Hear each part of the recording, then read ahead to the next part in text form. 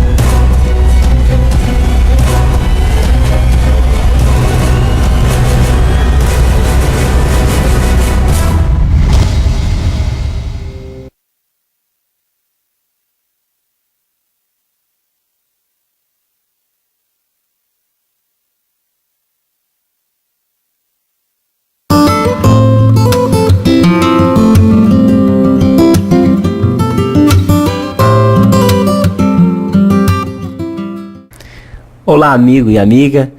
Estamos de volta com o programa Chaves de Sabedoria.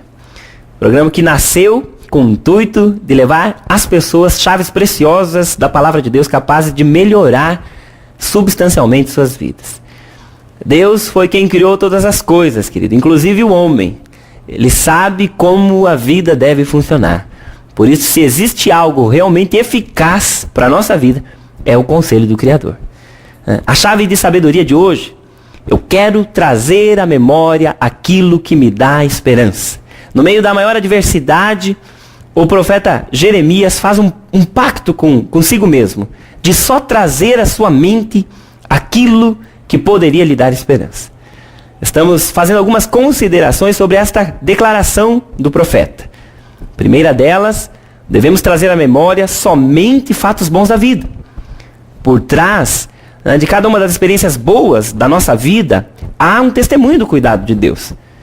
São memórias assim, memórias boas que você deve cultivar, que você deve alimentar. Outra consideração, a segunda consideração, e daqui nós vamos continuar. Cuidado com aquilo que você vive trazendo à sua memória. Isto, querido, pode paralisar você de vez. O que é que você tem falado aos teus filhos, por exemplo? O que é que você tem falado na mesa do almoço para os teus filhos? Os problemas do trabalho, de repente, as dificuldades com o patrão. Quando você faz isto, você está projetando uma imagem na mente dos seus filhos, com relação ao trabalho, com relação ao chefe, com relação ao trabalhar. Você e a sua esposa, o que vocês têm dito na frente dos filhos? Discussões, palavras duras de um para com o outro. Tudo isto gera uma imagem na mente das crianças, na mente dos filhos, quanto ao casamento. E o mesmo quanto a todas as outras coisas. Um outro exemplo: que imagem você tem transmitido à mente dos seus filhos quanto à igreja, quanto aos irmãos, ou de repente quanto a Deus? Você não sabe, querido, o perigo disto. Há um monte de líderes, verdadeiros gigantes na fé, sabe, que tem os filhos totalmente desviados de Deus, perdidos. Não querem nem saber de Deus. Sabe por quê? Porque ou o pai ou a mãe, logo que chegava em casa, era dele falar da igreja, falar das pessoas. Porque a igreja isto, ou a igreja aquilo, ou fulano isto, ou fulano aquilo. Temos que guardar nossa língua. Nós temos que zelar pelas nossas palavras. Muitos que ouviam coisas assim nunca mais em suas vidas quiseram saber de Deus. ou de igreja, ou de qualquer outra coisa assim. Culpa dos pais.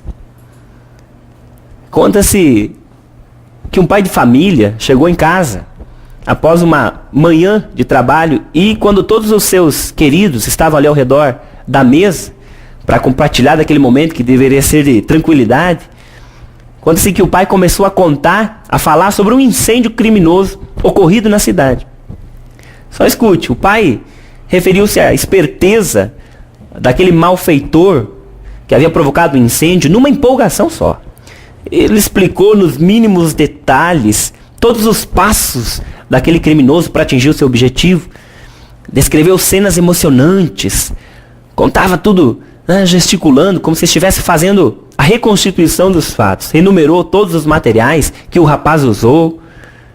Depois que acabou a refeição, ele voltou às suas obrigações. 1 hora depois, ele foi chamado às pressas à sua casa.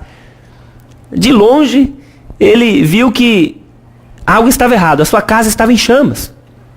E imediatamente aquele pai começou a praguejar contra tudo e contra todos, tentando achar o responsável por aquela desgraça.